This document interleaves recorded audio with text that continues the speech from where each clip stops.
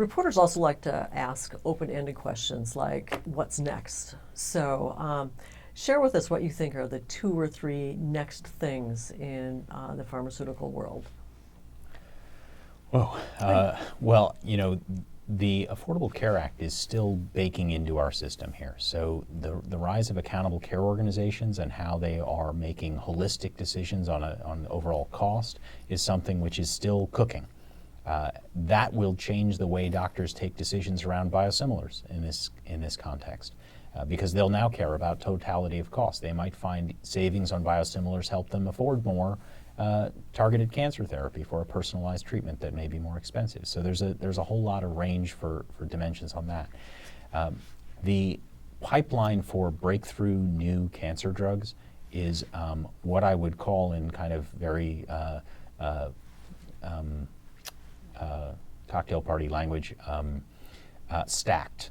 It's quite impressive what's in there and what's going to be coming out very soon. We have a whole raft of immunotherapies that are not only improving prognosis for individual patients, but have the prospect of being used multiple drugs together and having multiplicative effect in terms of the outcomes.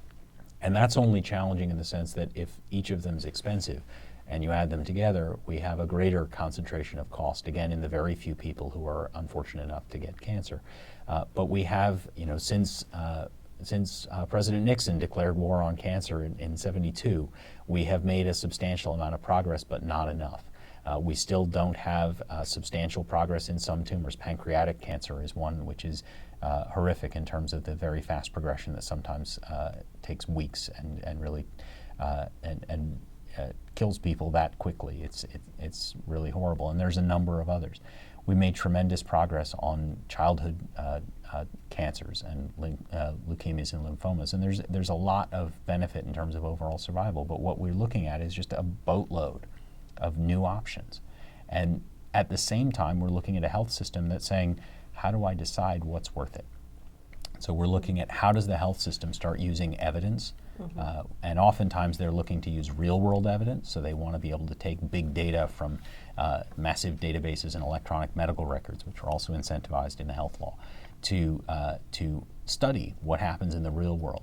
And when they do that, they find that not only is that there are mountains and mountains of data growing exponentially, but we now have to learn how to use it, because it's not as simple as all that, and it's not actually the same as clinical trial data, so we have to understand how to use it and how to use it in context.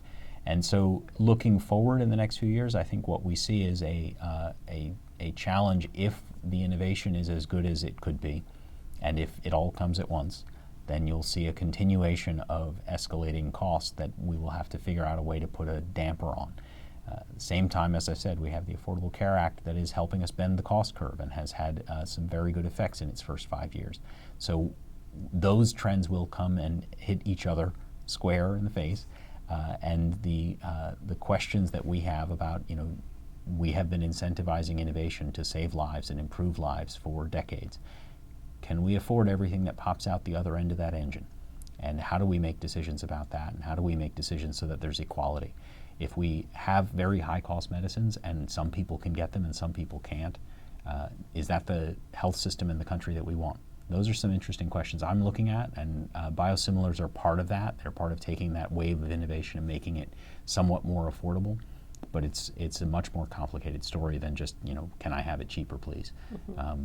Jeremy, two or three things to watch. Sure. So 3 things. Amplifying Michael's final point here, I think that we are reaching a moment where we can see an escalating trajectory of drug costs for drugs that are truly efficacious, right? So not just for an additional Me Too that can be replaced with an older, cheaper one, but new drugs that are truly efficacious that are being brought to market at costs that are not only untenable by individuals without insurance, but for insurers and payers themselves. And so what happens with this? We're at 17%, more than 17% of GDP going to healthcare. Even if insurance systems were extended so that everybody could actually gain the benefits of newer medications, there's secondary influences of that 17% that we're seeing in terms of pension plans that are bankrupting cities, other dimensions like this. So I see this collision happening soon, rather than just being a single cataclysmic moment. a series of escalating ethical crises that will continue to emerge over the next few years over the price of drugs and over the increasing exposure that consumers, even consumers with insurance, are being expected to bear of pharmaceutical costs. I do want to highlight that pharmaceutical costs are not the only aspect of healthcare costs, and in some ways they're only a small part of the pie, but they're so visible, and as a moment to talk about this problem, they come home so personally. The second element I'd talk about is the move away from the blockbuster model. And as pharmaceutical firms have become more invested, and I say biotech as well, in embracing, for example, the advances in personalized medicine. And personalized medicine has an intuitive appeal. You would like something made for you, not a cookie cutter, not a one size. And personalized medicine is medicine tailored to your own DNA, correct? Yes, and so I think you can look at a number of cancer treatments, right, in particular, in which the ability to know the specific genetics of a tumor actually influence the choice of therapeutics in a way that has therapeutic significance. Another example would be one of the first aspects of pharmacogenomics that became a tangible product was a genetic test for variants in the way the human body processes this very old and very important blood thinner, Coumadin, and for many reasons, being anticoagulated can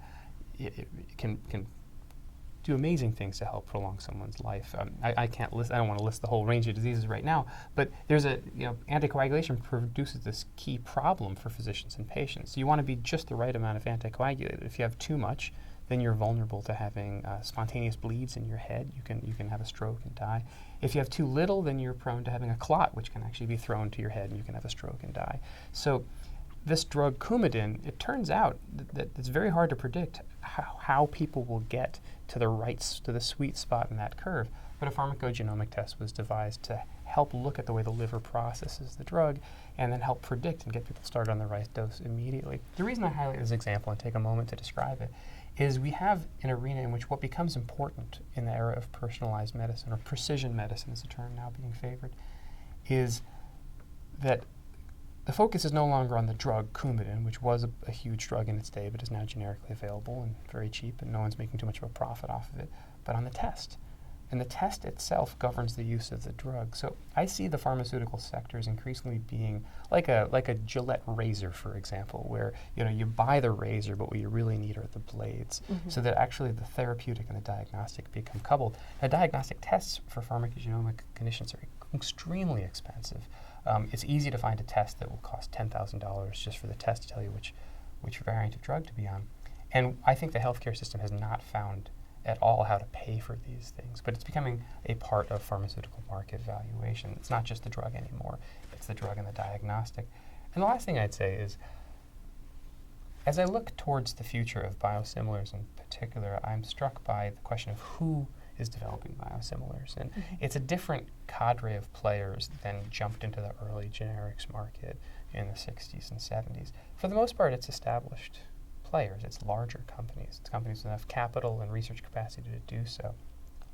Which is to say, all of these companies have their origins in this late 19th century body of firms called the ethical pharmaceutical company. And that's not an oxymoron. Ethical meant that these companies adopted the same set of ethics of the American Medical Association. Part of that was that they didn't make wild, specious claims for patent medicines.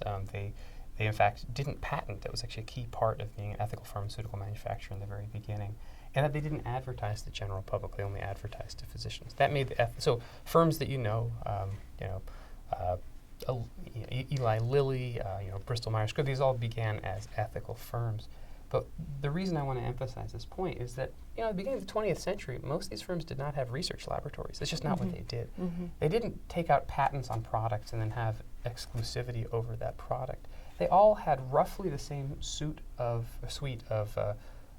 chemical agents that they produced, and they all claimed to do it particularly well and in a way that you should trust their brand. And I want to linger on this because if we forecast a world in which biosimilar pathways are available but largely to large firms, and so the Pfizers, the Novartises are able to have their own versions of the same products, essentially we're seeing a form of return to a structure of pharmaceutical industry as it was circa 1900 rather than 1950 or 2000. And I'm very interested in seeing what this will look like, as monopoly practices will not be undone, but will focus more on this residue of brand than on the specific chemical that you have to sell. So again, I think that there's from a historical perspective, part of what we will see in the future may look more like 1900 than like 2000.